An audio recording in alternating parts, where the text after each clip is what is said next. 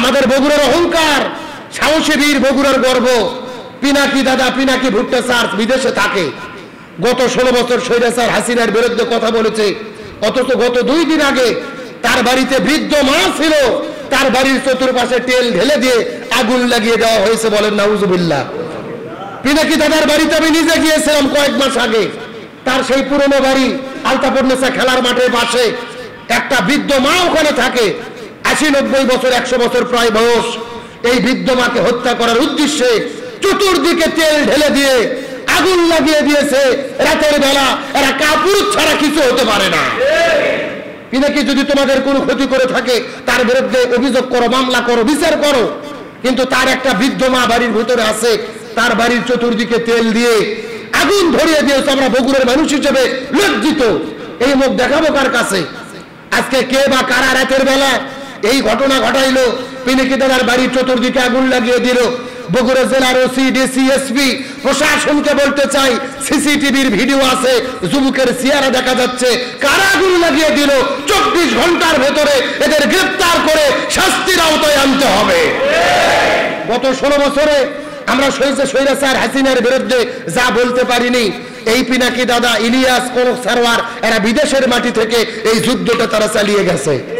এরা জুলাইয়ের যোদ্ধা, এই জাতিকে অনুপ্রাণিত করেছেন, জনগণকে রাজপথে নামিয়েছেন, হাসিনার বিরুদ্ধে আন্দোলন সফল করার চেষ্টা করেছে।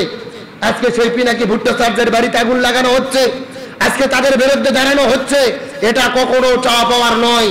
বগুড়ার প্রশাসন, OC, DC, SP, police, RAB, সেনাবাহিনী যদি এদের গ্রেফতার করে শাস্তির আওতায় আনতে না পারে, তাহলে বুঝতে হবে বগুড়ার প্রশাসনিক বর্তমানে নিয়ম শৃঙ্খলা এবং নিরাপত্তা ভালো নয়।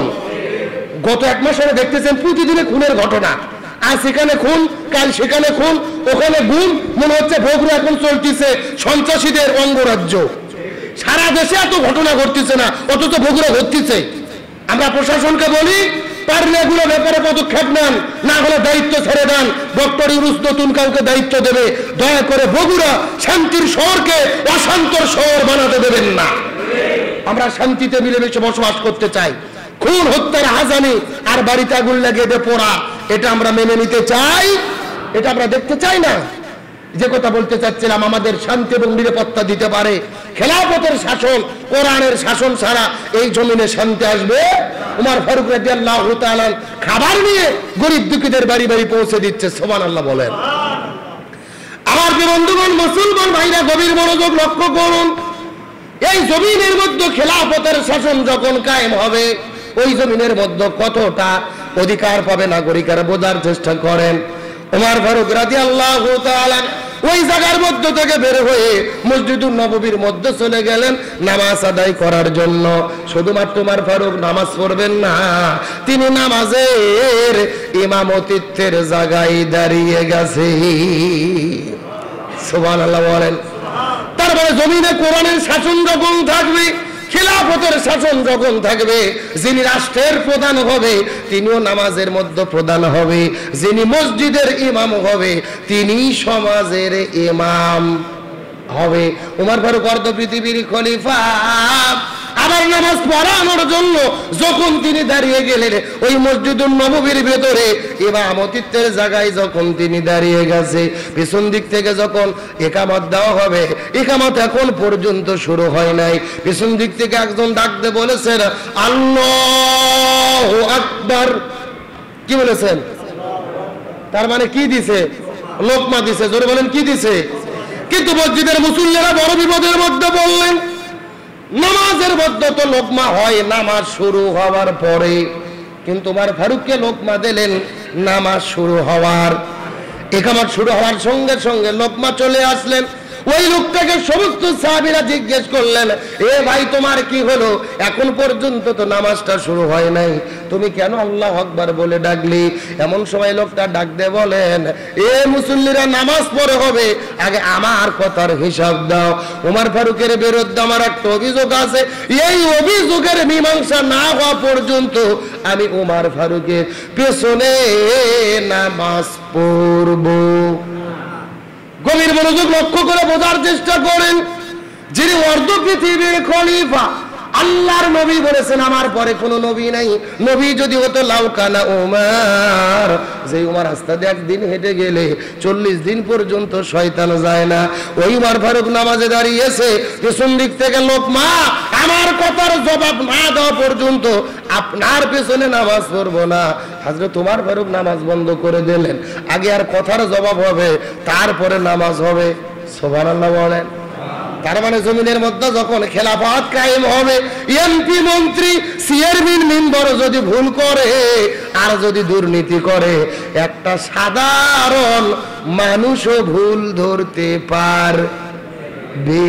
কিন্তু বর্তমানে দেশ যে শাসন ব্যবস্থা আছে, এই শাসন ব্যবস্থায় ভুল ধরার কি কোনো বুদ্ধি আছে? এ কবির মনোযোগ লক্ষ্য করুন। উমর ফারুক ডাকতে বলে নামাজ পড়ে হবে, আগে তোমার জবাব জানতে যায়। লোকটা ডাকতে বলে, আমিরাল মুমিনিন খলিফাতুল মুসলিমিন, আপনার কাছে আমার অভিযোগ হলো, আজ থেকে কয়েকদিন আগে বাইতুল মালের মধ্য থেকে জুব্বা বানানোর জন্য সমপরিমাণ কাপড় আপনি সবাইকে বন্টন করে দিয়েছেন।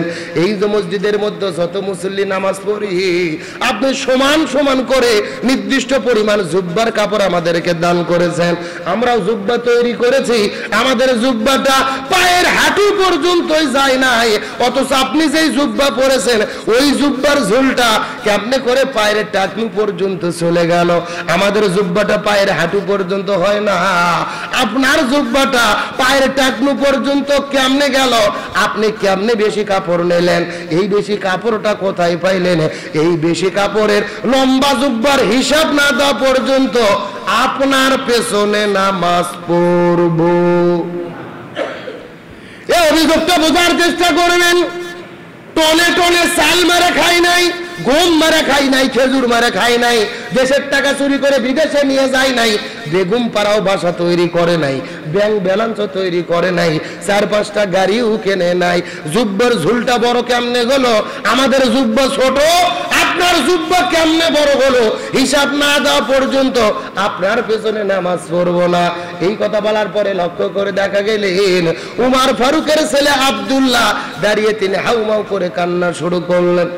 আব্দুল্লাহ কেঁদে কেঁদে বলে, হে নবীর সাহাবীরা, আমার বাবাকে আসামি করো না। আমার বাবা এই যে প্রশ্ন করেছো, এই প্রশ্নের জবাব দিতে পারবে না, তবে যদি তুমি অনুমতি দাও এই প্রশ্নের জবাব আমি আব্দুল্লাহ দিতে চাই।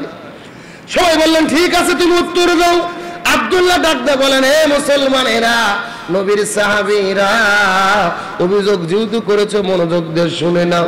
গতকালকে রাতের বেলা আমি আমার বাবা জুব্বাটা তৈরি করার জন্য কাপড় বের করে যখন জুব্বাটা তৈরি করা শুরু করেছি, লক্ষ্য করে দেখতে পারি আমার বাবা তো লম্বা মানুষ, আমার বাবার হাঁটু পর্যন্ত ওই জুব্বার ঝুল হয় না। আমি মনে মনে চিন্তা করলাম, আমরা সবাই তো মুসল্লি, কিন্তু আমার বাবা তো ইমাম, ইমাম সেটা যখন সামনের কাতারে দাঁড়িয়ে যাবে, ওই জুব্বাটা দেখতে যদি ছোট হয় অবশ্যই দেখতে খুবই খারাপ হবে। আমরা তো মুসল্লি, আমাদের জুব্বা ছোট হলেও কোনো সমস্যা নাই, কিন্তু আমার বাবার জুব্বা এত ছোট যদি হয় দেখতে বড় খারাপ হবে। এই জন্য আমি চিন্তা করলাম, আমিও জুব্বার জন্য যতটুকু কাপড় পেয়েছি, আমার জুব্বার কাপড় বাবার দান করে দিয়েছি, বাবার জুব্বার কাপড় আমার জুব্বার কাপড়, এই দুই কাপড় একত্রিত করে আমি বাবার জুব্বা তৈরি করেছি। এই জন্য বাবার জুব্বার ঝুলটা বড় হয়েছে। এ নবীর সাহাবীরা মনোযোগ দিয়ে শুনে নাও, তোমরা তো জুব্বা পরেছো, আমার গায়ে নতুন জুব্বা নাই, আমার জুব্বার কাপড়টা বাবাকে দান করে দিয়েছি, আর বাবার কাপড় আমার কাপড় মিলে দুই জুব্বার কাপড় একত্রিত করে জুব্বা বানানোর কারণে আমার বাবার জুব্বার ঝুলটা বড় হয়ে গেছে। এরপরেও যদি আমার বাবার কোনো অন্যায় হয়, বাবার পেছনে নামাজ পড়ার কোনো দরকার নাই, তোমাদের মধ্য থেকে একজন ইমামতিত্বের জায়গায় দাঁড়িয়ে যাও, তার পেছনেই নামাজ হবে। সমস্ত সাহাবীরা কান্না শুরু করলেন, এ তোমরা কার বিরুদ্ধে কি অভিযোগ করেছো? উমার ফারুক জুব্বার কাপড় মেরে খাবে আর বেশি করে নেবে কখনোই হতে পারেন। সবাইকে ডেকে দে বলে সাবধান, এটাই হলো নবীজির খেলাফত, এটাই হলো কোরআনের খেলাফত। কোরআন সুন্নাহর শাসন যখন থাকবে, বড় বড় চুরি ডাকাতি নয়। যদি এমপি মন্ত্রী আর চেয়ারম্যান মেম্বারেরা 1% দুর্নীতি করে, ওই দেশের জনগণেরা সাথে সাথে তাকে লোকমা দিয়ে সোজা করে দিতে পারবে। এখন সেই শাসন কি বাংলাদেশে আছে? এ জোরে বলে আছে? গতকালকে দেখলাম গাজীপুর শ্রীপুরে এক নেতা সৌদি আরব থেকে এসেছে, বাংলাদেশের সবচেয়ে বড় দলের নেতা, দলের নাম বলার দরকার নাই, কথা কি বোঝেন নাই?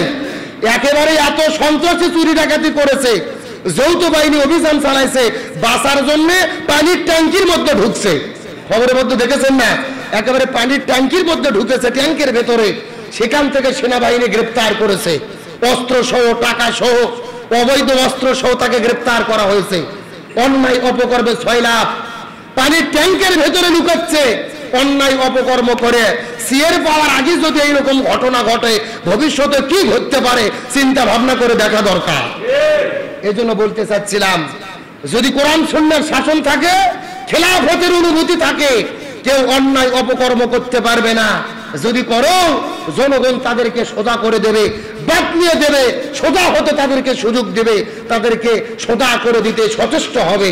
কিন্তু যখনই কোরআন সুন্নাহর শাসন থাকে না, ক্ষমতার চেয়ার পাওয়ার পরে যা খুশি তাই হয়, বলার কোনো সুযোগ, যে বলবে হয় জেলে যাওয়া লাগবে, না হলে এলাকা ছাড়া লাগবে, না হলে আয়না ঘর, না হলে ফাঁসির দড়ি।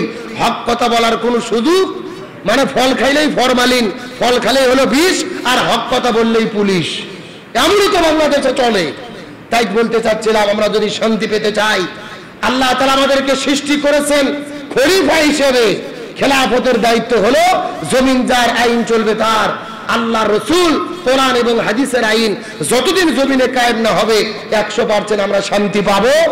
আল্লাহ তাআলা আমাদের সকলকে খেলাফতের অনুভূতি নিয়ে এই জমিনের ভেতরে কোরআন সুন্নাহর শাসন কায়েমের পক্ষে কাজ করার তৌফিক দান করুক, বলেন আমিন। এখন যারা সুন্নাত পড়েন নাই, কাবলা সুন্নাত পড়ে নেন।